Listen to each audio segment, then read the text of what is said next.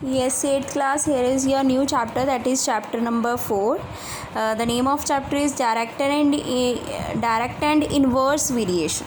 ठीक है, तो first worksheet is fully depend upon the direct variation. तो जो firstly I will tell you about the direct variation, that what is this. ठीक, अगर एक चीज़ इंक्रीज़ करेगी, मतलब कोई भी दो चीज़ें होंगी इसमें, अगर एक इंक्रीज़ करेगी तो दूसरी भी इंक्रीज़ करेगी, अगर एक चीज़ डिक्रीज़ करेगी तो दूसरी भी डिक्रीज़ करेगी. मतलब what ever the position of first thing, it will be the same by the second one condition. ठीक है, लाइक अगर एक्स और वाई मैं दो टर्म्स लेती हूँ, अगर एक्स इंक्रीज़ कर रही है तो वाई भी इंक्रीज़ करेगी, अगर एक्स डिक्रीज़ कर रही है तो वाई भी डिक्रीज़ करेगी. Suppose if one of car travel, अगर सपोज़ कोई कार में ट्रैवल कर रहे हैं, राइट, उसमें हमें पता है टाइम लगता है और डिस्टेंस होता है. ठीक है, अगर मैं 10 मिनट में 1 किलोमीटर ट्रैवल करती हूँ, ठीक है, और 20 मिनट में मैंने 2 किलोमीटर ट्रैवल कर लिया, 30 मिनट में मैंने 3 किलोमीटर ट्रैवल कर लिया, और 40 मिनट में मैंने 4 किलोमीटर ट्रैवल कर लिया. सी हेयर इज़ द टाइम क्या है, 10, 20, 30, 40, मतलब टाइम क्या कर रहा है, increase. And the same thing is happened with the distance, 1, 2, 3, 4.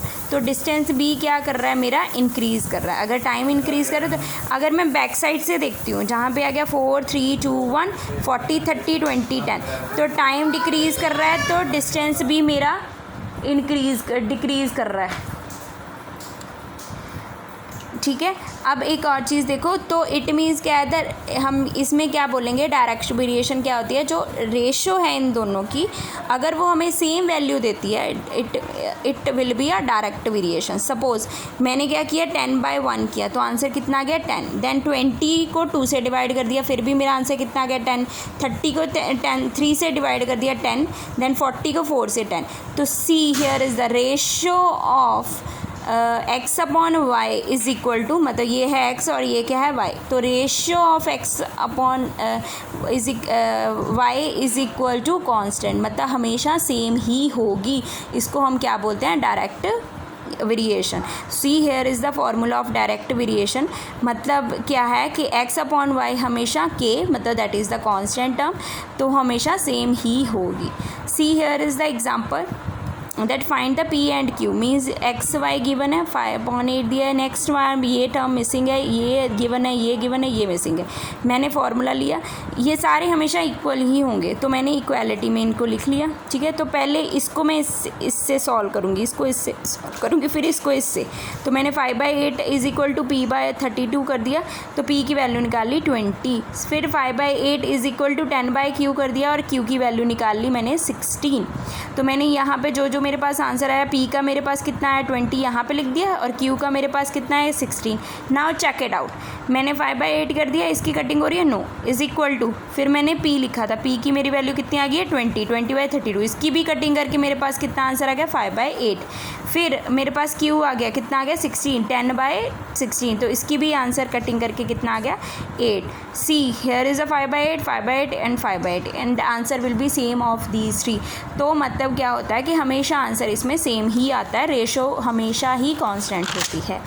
तो let's start with the worksheet. First कहते हैं fill the missing term in the table. तो ये आपको क्वेश्चन दिया हो, मिसिंग टर्म दिए है, मैंने x upon y is equal to k constant कर दिया है. ठीक है, 6 अपॉन मैंने सबको इक्वल कर दिया, 6/18 is equal to 8/p is equal to 12/q is equal to s upon 63 कर दिया. तो पहले 6/18 को हम इससे सॉल्व करेंगे, फिर इसको इससे सॉल्व करेंगे, फिर इसको इससे सॉल्व. तो 6/18 इज इक्वल टू 8/p कर दिया, तो p की वैल्यू निकाल ली, कितनी आ गई मेरे पास 24. फिर हो गया 6/18 को मैंने 12/q से, q की वैल्यू मेरे पास कितनी आ गई 36. फिर आगे 6/18 को मैंने किससे किया, s/63 से, तो s की वैल्यू मेरे पास कितनी आ गई 20. तो अब मैंने टेबल पे जो मिसिंग थी मैंने सारी वैल्यूज़ लिख दी. Let just do the checking. 6/18, फिर उसके बाद 8/24, यहाँ पे 8/24 था, मैंने 8/24, 12/36 आ गया, s 21 थी और 60, सबकी कटिंग करके आंसर कितना आ गया 1/3. तो मेरा आंसर बिल्कुल सही है. See the next one question. ठीक है, इसमें बच्चे क्वेश्चन में पूछा गया हुआ है, ये स्टेटमेंट क्वेश्चन स्टार्ट हो गए। तो you just focus on upon your statement में क्या बोला गया है उस पर फोकस करना है। अगर स्टेटमेंट आपकी सही है, मतलब अगर आपका टेबल बिल्कुल सही है तो आपका आंसर बिल्कुल सही है। अगर आपका टेबल नहीं बना बच्चे सही तो इट मीन्स आपका आंसर गलत हो जाएगा, ठीक है। तो see here is the first second question. कहते द 5 बैग, इन्होंने बोला है 5 bag of rice weight 150 kg. How many such bags of rice will weight 900 kg? तो अब पहले क्या है, किसकी बात हो रही है, 5 बैग्स की। तो आप यहाँ पे लिखोगे नंबर ऑफ़ बैग्स। फिर उसके बाद किसकी आगे बात हो रही है, वेट की, तो आप लिखोगे वेट। तो मैंने बैग कितने दिए हुए, मुझे 5 लिख दिया, वेट कितना दिया हुआ 150 लिख दिया। फिर ये नेक्स्ट मेरे पास उन्होंने पूछा हाउ मैनी बैग्स, तो मेरे पास वो है नहीं, मैंने उसको एक्स लिख दिया 900। देन फिर से इन दोनों को इक्वल कर दिया, 5/150 इज इक्वल टू x/900 और x की वैल्यू कितनी आ गई 30। ये कितना आंसर आ गया मेरा 30 बैग्स आंसर आ गया, ठीक है।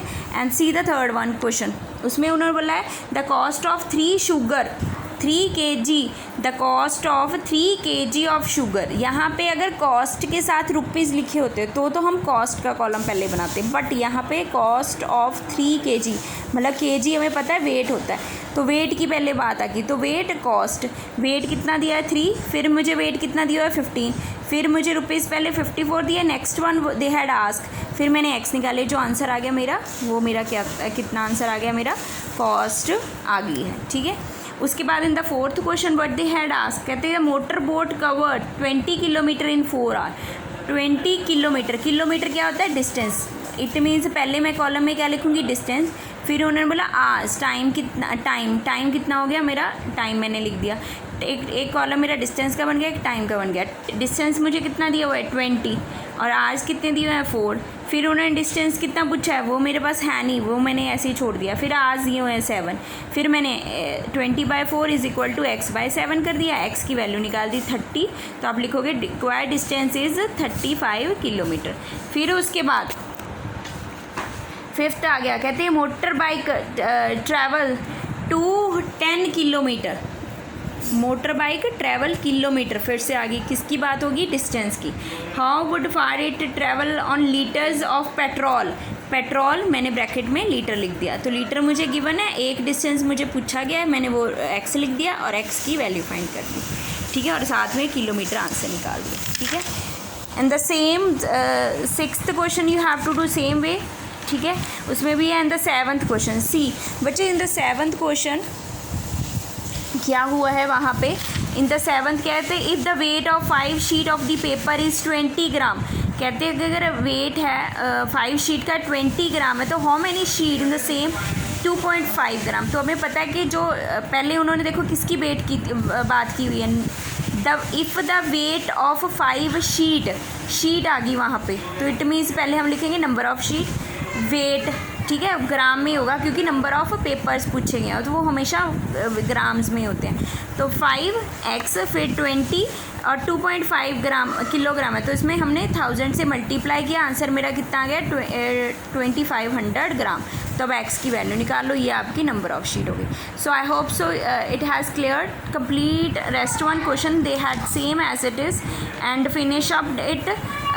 The next video will send the next worksheet that is inverse variation, ठीक है, completed. If you have any kind of problem then you may ask. Thank you, have a nice day.